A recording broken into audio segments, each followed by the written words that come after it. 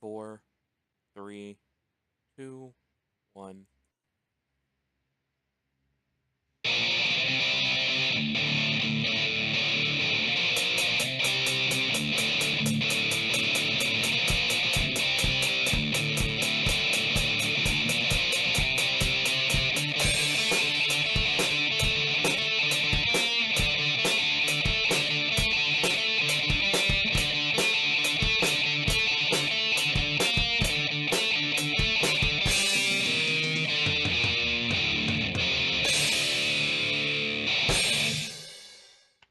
All right, welcome to another installment of the Fragments of Silicon Reviews.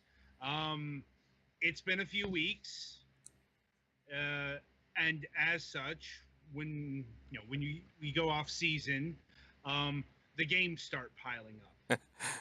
You know, the games start piling up, and we have no outlet to um, flow the queue, so to speak.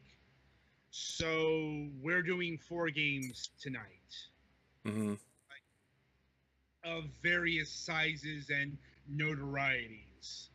And we're starting with one of the games we showcased a couple days ago in our first multiplayer session of the season, um, Until None Remain. So if you missed that stream, a quick recap here. Until None Remain is basically your bog standard battle royal game.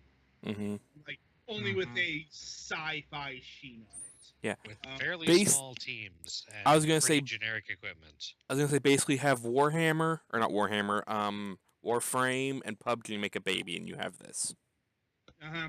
I mean, and here's the thing: there's actually 2 versions of this game, and I was given the PC version of this game. But the real draw seems to be the other version, the VR version, because as the advertising materials on the Steam page note, PUBG and Fortnite are not in VR. I don't know if the player base is the same on the VR version or not. Although looking at the VR version, that one is first person. The non-VR version is third person. Whatever difference that makes. Anyway, the point is the non-VR version is probably not the way to go. I'll be honest, because here's the long and short about multiplayer-focused games. They live, they die on their player base. It's like, that is to say, if you don't have a player base, you don't really have a game to go to. Mm-hmm. It's kind of different for us because we are a team, we are a squad. We don't really have to rely on a player base to play a game. Yeah, I we will make say our this own for this player game, base basically. Yeah, I will say this for this game: we were able to find each other to play together online fairly easily. At that, I'm just saying there have been some games that did not make that easy. Well, an epic asterisk by that, this game does support Steam friends. yes. So if Just- there was a player base, it'd be a crapshoot if you could go with your buddies. Well, it's more because it's a battle royal game. You all get sifted into the big room of 100 people. This isn't teams. This isn't team based or anything like that. Right. It's every man or woman or whatever for themselves. Now, being able to play with your friends, I can understand why there's no real serious matchmaking system here.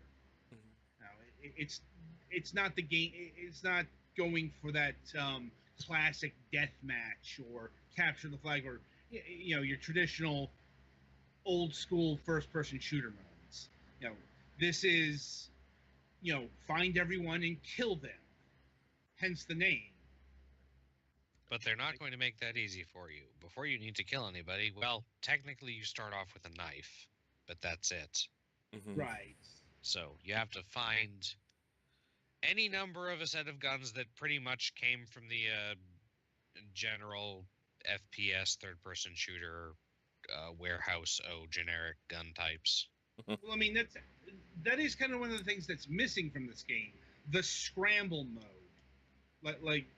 If I'm remembering correctly, in PUBG, there's a certain time to get a place, grab items and whatnot, and then the mass killing starts. Oh yeah, you could start.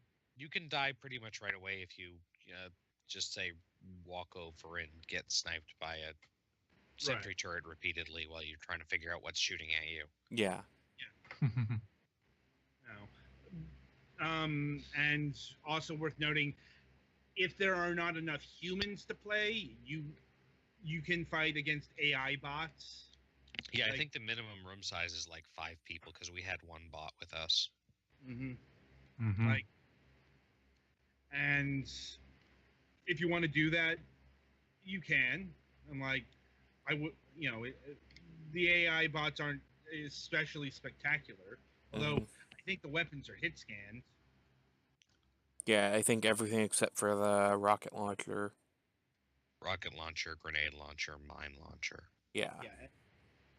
So that's kind of frustrating. But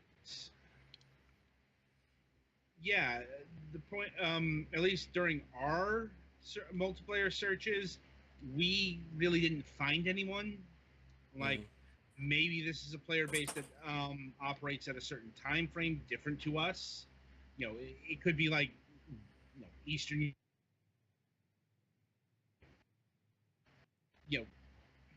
Don't go into this expecting a robust player base like the Kings of Battle Royale. What? Now, in terms of graphics, it's a bit of a mixed bag. This game is running on Unreal Engine 4, from what I've read, so it runs pretty smoothly. It's janky as fuck. There's no other way to put it. Like the running animation looked pretty off. If your stamina's even below half when you're running, you start an annoying panting sound. Yeah, you get a jet. You can find a jetpack, but I'm not sure you can climb ladders. If you can, I couldn't figure out what buttons to use for it. Oh yeah, that's another thing. This game has controller options, but there are some options you can't do with a controller. The controller does not seem to have a dedicated button to drop something you're carrying, for example. Just a minor thing I had an issue with. Right. And well, the sound design was pretty weak. The weapon effects looked comical. Just, yeah. I'm not sure how big the developer was, but it's janky. Not that that's ever stopped.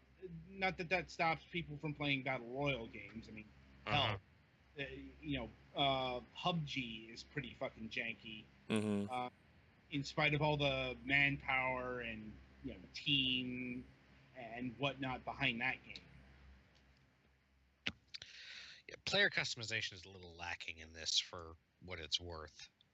You pretty much have a choice of like 10 different colors for your spacesuit and armor to be. Yeah, and you really can't diversify your space armor. About half of those colors are pretty ugly. Otherwise, everybody is the same model because the jetpack and the 4 different types of armor are visible on your model, so it has white areas and the color you selected areas. It defaults to red, I think. And yeah, anyway, in terms of gameplay, as I said, it's pretty standard battle royale stuff. The rounds last 10 minutes, and every I think it's 2 minutes the arena shrinks, forcing you all to get ever closer. Like I said, if you played one of these games, one of these modes before, you'll know what to do. Oh, it's every 5 minutes. Matches are a maximum of 10 minutes. Okay. And So yeah, not that long and not that like that's not super developed in terms of it doing that, but it does. hmm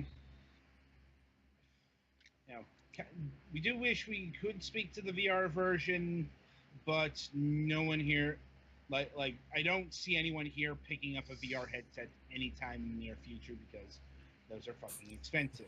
Yeah, and also I don't think I want to throw up all over my bedroom trying to do VR anything. Now that would be bad. Yeah.